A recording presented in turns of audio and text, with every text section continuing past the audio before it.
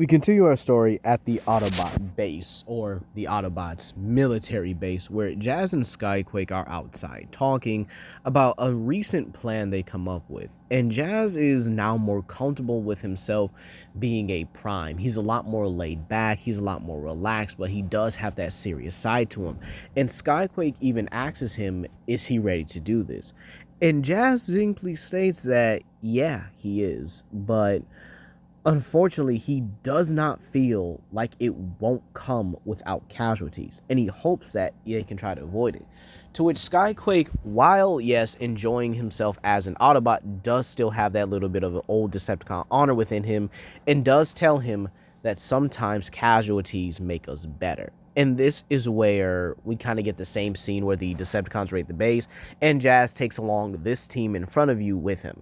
So we get Striker versus Cliff Jumper and RC. That goes pretty well for them. We get Wheeljack and Cyclonus getting a cool moment where they both draw their swords and rush at each other. However, this is where everything does begin to change, and that is when Megatron decides to arrive. And this is where he lunges at Jazz. However, Jetfire pushes him out of the way because Megatron's moving like incredibly fast in his dragon form, and he gets caught in the jaws. And this is where Jazz begins to unleash everything he has against him along with Goryu. However, Megatron simply takes Jetfire up to where no one can reach them and grabs him with both his appendages and with his jaws as well, rips Jetfire in half and allows his body to fall to the ground. And Jazz, seeing this, is very much enraged and takes out the Star Saber, utilizing its energy to simply down Megatron in one slash. He then runs at him recklessly and angrily, and he tries to slash him. However, Megatron fires his fusion cannon, causing him to leap in the air.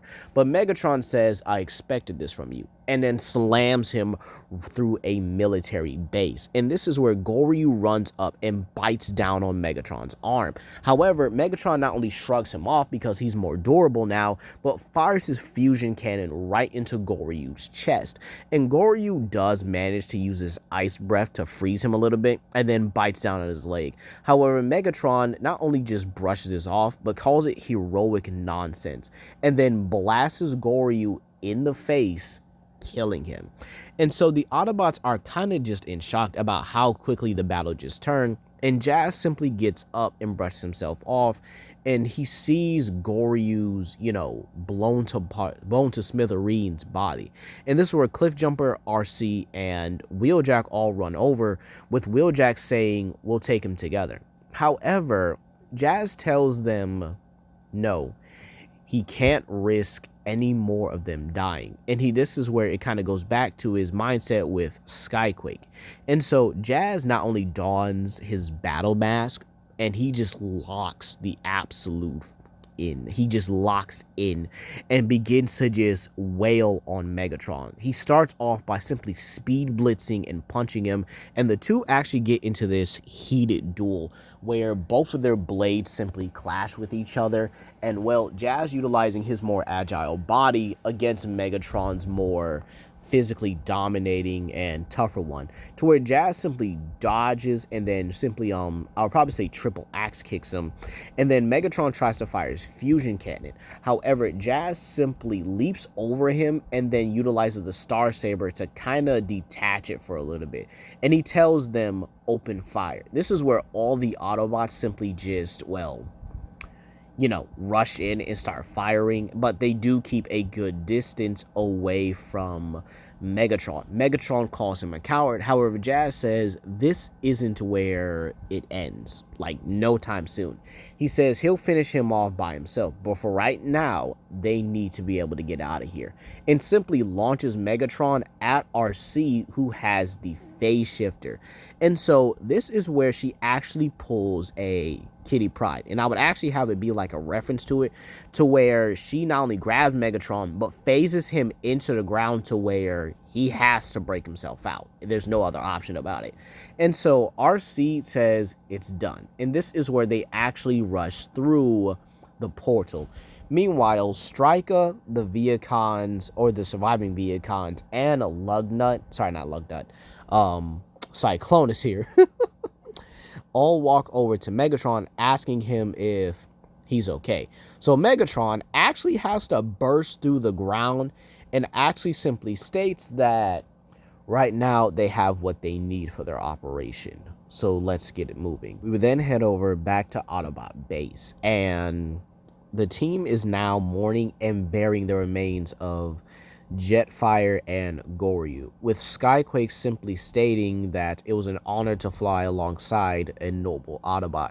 Scorn and the rest of the Dinobots do give their heartfelt speeches about Goryu, how he may have been the stubborn or the most stubborn of them all, but he was still family nevertheless. And even Slash as well, calling him her brother.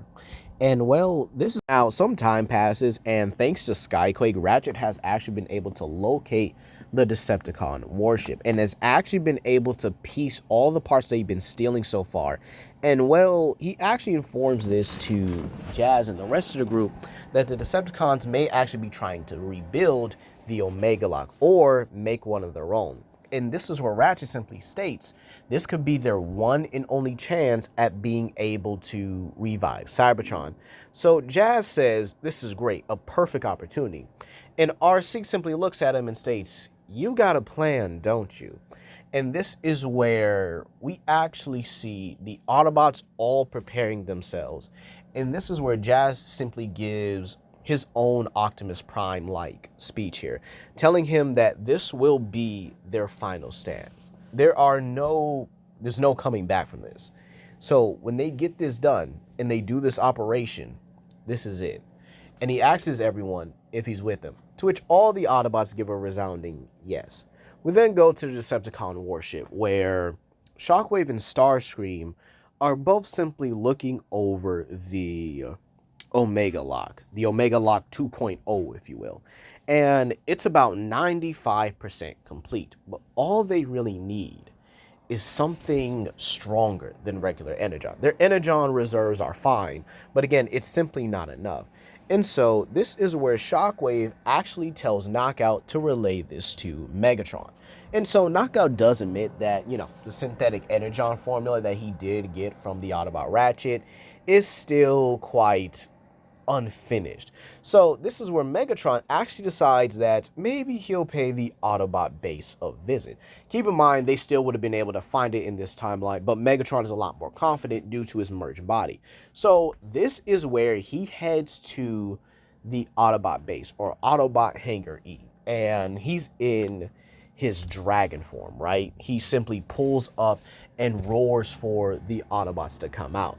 However, this is where a looming shadow comes over him. And this is where we actually see Jazz in his Mizuchi form. And this is where Megatron's like, "Oh, so you've done it as well. Give me Ratchet, and I will allow you all to live." And this is where Jazz simply states, "Megatron, you will pay for all your crimes against Cybertron, Earth, and for all the deaths that you caused. I'm not going to be like Optimus. There is no sparing you this time. This ends here and now." And so we will see Jazz and Megatron lunge at each other in their respective beast forms, while RC holding the phase shifter, Cliff Jumper holding the Apex armor, and then Ratchet with the immobilizer getting ready to attack Megatron when the moment is right. And this is where we head over to the Nemesis. The Decepticons are getting into position to, begin to activate the Omega Lock when it's ready. However, alarms begin to blare, and Starscream asks, "Wait, what? What the heck?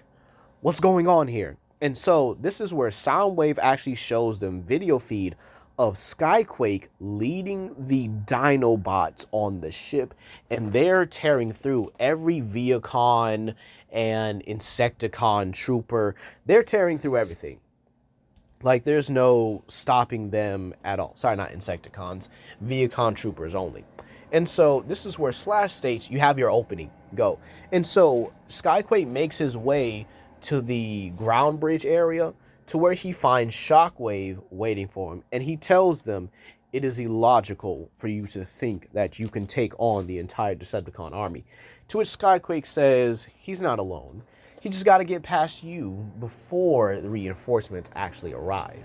Meanwhile, back in the hallway, the Dinobots are taking on the Predacons, with the only ones not being able to use their beast forms because they're more aquatic based, that being Strafe and Paddles, because again, they are more aquatic based Dinobots and there's not enough room for them to use their more aerial dynamic abilities. Meanwhile, the Predacons can barely utilize their beast forms in such close quarters and coordinated spaces, as they are holding off the Predacons in order to buy Skyquake time. Meanwhile, we would get shots of Skyquake fighting against Shockwave, not only getting the upper hand on him, but actually managing to beat him as well. So we would get that. We would get the Dinobots and Predacons, with the Dinobots showcasing their better fighting skill and capabilities.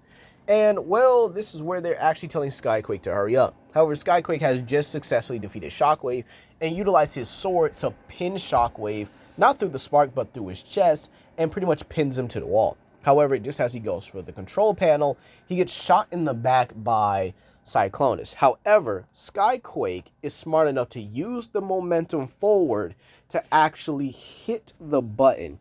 And before Cyclonus could likely take another shot, he actually gets socked in the face by the likes of Bulkhead, with Wheeljack then jumping in and then pretty much just drop kicking him entirely.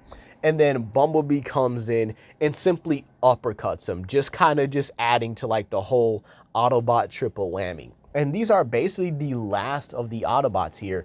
And, well, being led by Skyquake, everyone decides that they're going to head forward. However, Wheeljack stays behind to confront the likes of Cyclonus, getting into their final battle. However, as they make their way through the corridor and begin to take out Decepticons, this is where Blackout pretty much blocks their path. However, Bumblebee simply states he's got him. He's been able to see how he's fought over these past few years on this planet. He's got it. And this is where we also have Breakdown simply telling Bulkhead, since it's our final battle, why don't we settle it? And so Bulkhead says, you got that right. And they both clash their respective weapons, creating a shockwave. Now this just leaves Skyquake, who's tearing through Decepticon troops with his minigun. And he makes his way to the main room where he finds Striker and Soundwave. And Striker is the one he wants specifically. And she calls him, well, if it isn't the weak traitor, to which Skyquake says, for abandoning me, you will pay dearly for what you've done. And Striker's like, aw, do you really think you can take me? I've been in more powerful positions than you, Seeker. And this is where Skyquake simply states, that may be. But for right now, it is just us. To the death, and Striker says, to the death. And that's where we leave it off here, you guys. All these big taking place, and there are only a few parts left. So be sure to comment down below, like and subscribe and share with your friends. This is Legendary Grimlock, and I hope you guys have a blessed day and get ready for the final, I'll probably say 5 episodes of What If Jazz Was in Transformers Prime. Peace.